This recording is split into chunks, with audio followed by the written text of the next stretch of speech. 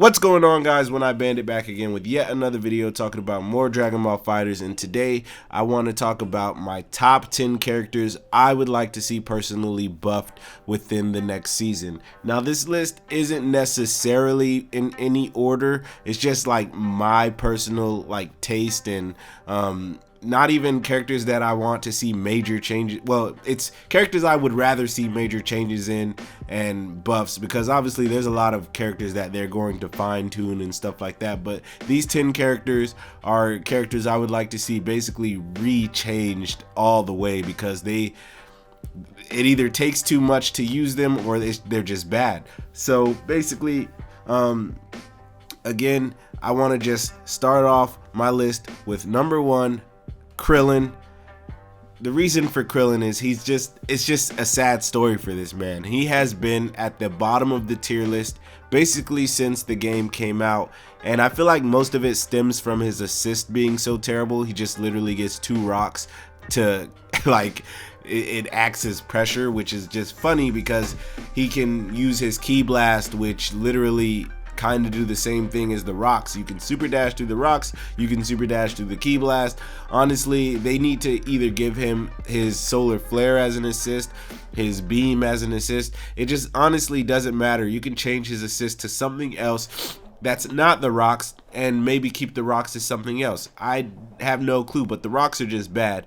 And obviously his after image counts as fake pressure, so you can 2H it, you can start mashing in between it. There's just a lot of rework that needs to happen within Krillin for him to be a decent character at best, because as it stands right now, he's just literally mediocre. He's just okay. Nobody even thinks twice about putting him on their team unless you're like Dato Doya. I know y'all might watch his videos, but yeah, so Krillin, he just doesn't have a good time within this game, and it's actually sad because I really liked Krillin, especially in the beta, but that was back when nobody knew what they were doing. So of course Krillin seemed dope, but in all actuality, he's just not really a good character.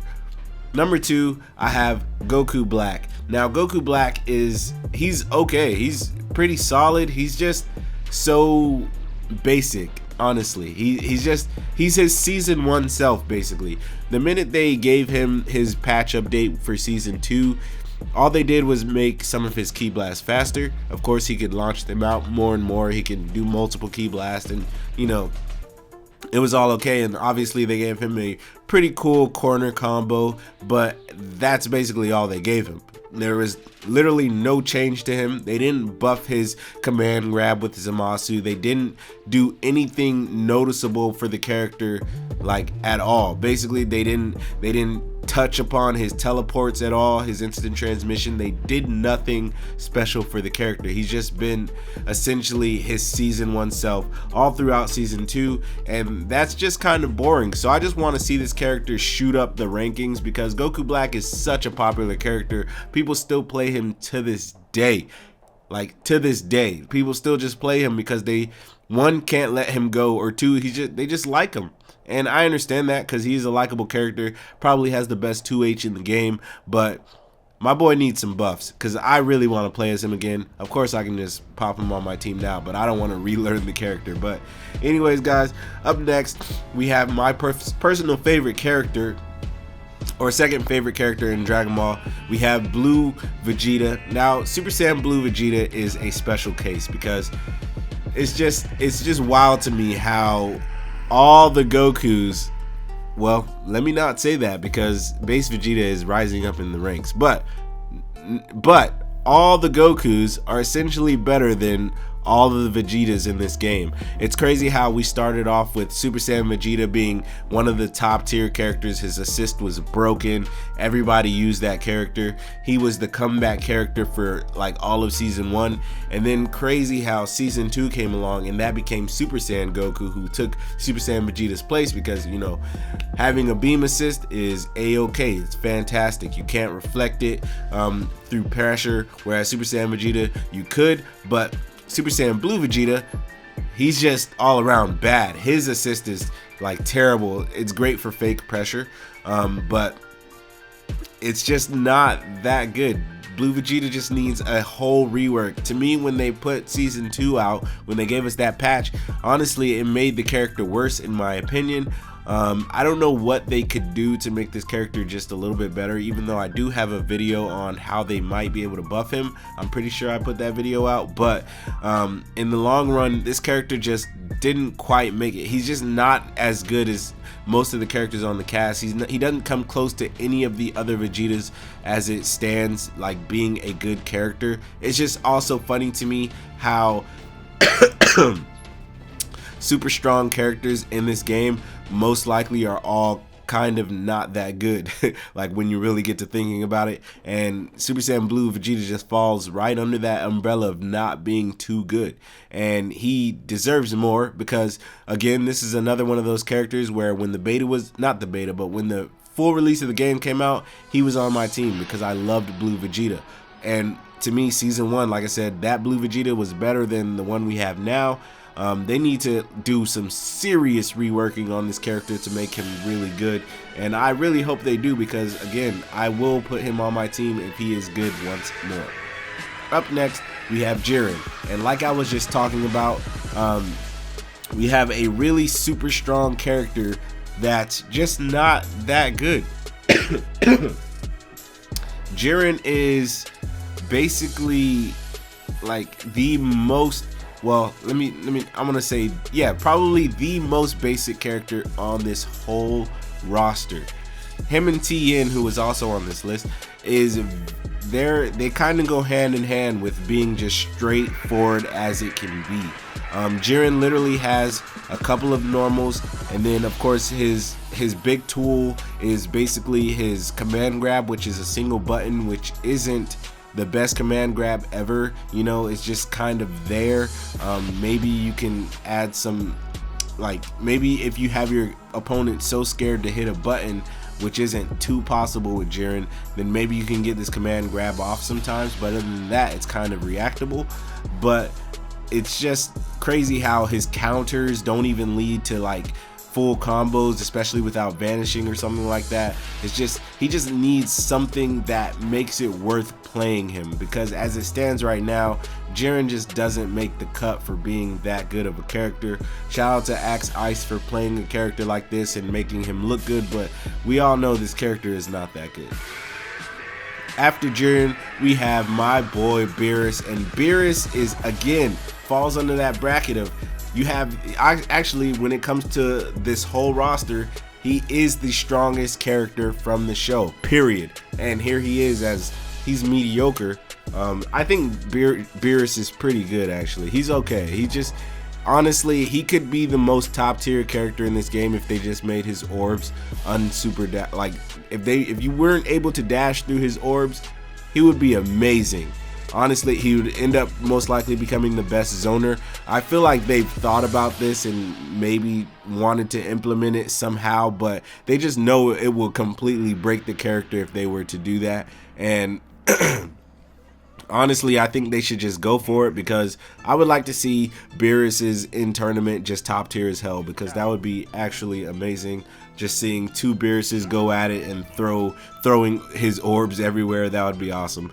Up next, I have Tien. Again, like I was saying, Tien is just kind of a basic character, very straightforward. You do his normals, you do his normals, you do a special, and then you kind of get out of there. Obviously, they've given him a little bit of mix-up potential when it comes to his overheads now. So like, you get that bouncing and sliding knockdown with his overheads, with his like flying knee or whatever. Definitely a decent tool for like double the pressure, kind of like Super Saiyan Goku, how you can overhead and then overhead again with his like flying fist. I have no idea what these moves are called for whatever reason. I'm blanking on them. But Tien, again, just, I don't know. He needs something else. Give him a little bit more mixed up potential, and Tien could be really good. But as it stands right now, I just feel like Tien is really basic, even though I do like having him on my team sometime because his damage potential is ridiculous. After Tien, we have Nappa. And I'm gonna group all these guys honestly in the same bracket. We have Nappa, Ginyu, and Fat Boo. The reason I'm putting all three of these guys together is because I feel like these are the three characters on this list that it takes too much to play them for so little reward, if that makes any sense at all. These characters are hard characters to use, and if you don't know what you're doing with them, obviously you are going to have a bad time. But when it comes down to using these characters, you need to know what you're doing, because if you don't, then again it just doesn't work. It doesn't work well for you because they don't have enough reward. Like I said, they don't have enough. They don't have something like a Spirit Bomb from GT Goku. They don't have the pressure that it takes to actually get them to the next level. Ginyu used to be okay, but it's just so many people have been dropping this character. He's actually fallen to like the bottom of the list, and a lot of people thought, I'm pretty sure his season 2 patch would actually buff him being able to use the Ginyu Force on the ground and not just in the air. That was something that a lot of people thought would be great, but I guess it just wasn't enough. So this character again has fallen to the bottom of the list. Nappa, Fat Boo. Shout out to Halloween for still playing Fat Boo, but labbing that character so much, he knows what he's doing with him, so he makes him look good. But as it stands, Fat Boo, Ginyu, and Nappa are just characters that need some serious reworking so that it doesn't take so much to play these characters. Because even a character like Zamasu is really good, even though it takes a lot of learning and labbing with him to actually be really good with him. He's one of those characters that is hard to use, but once you actually know how to use him, he's fantastic. It's these characters that they're hard to use, but they're not, like, they don't have anything to show for it, basically. And last, but certainly not least, is actually Base Goku. Now, Base Goku is a weird one, I have to say, because Wawa, the guy who literally just won the Japan saga for Dragon Ball FighterZ, Wawa makes this character look the best ever. That guy is really, really good. But Base Goku, to me, he's great, but he just needs something else. I think he needs somehow to get a better knockdown from certain situations, because when you want to extend the combo and you don't get that knockdown, because so many characters on this cast are able to get hard knockdown or soft knockdown after, you know, vanishes and stuff like that, and are able to get that good pressure, and this character just doesn't quite have that. He has the Spirit Bomb, which is very hard to pull off if you're not using a certain character assist. So if Base Goku were able to basically pull off his own Spirit Bomb just like GT Goku, this character would most likely be nuts, mainly off of the damage alone, because even the Oki on his Spirit Bomb isn't too good at all. Maybe giving the level 1 Kaioken super, maybe giving that some type of hard knockdown off of the Kamehameha, like a better Oki off of that, might make him even better, since that's really the only super that you can do without certain assist. It would definitely make him come a long way, and I think he deserved a spot on top of this list, because most of these other characters they're pretty good, and a few changes here and there will get them to where they need to be.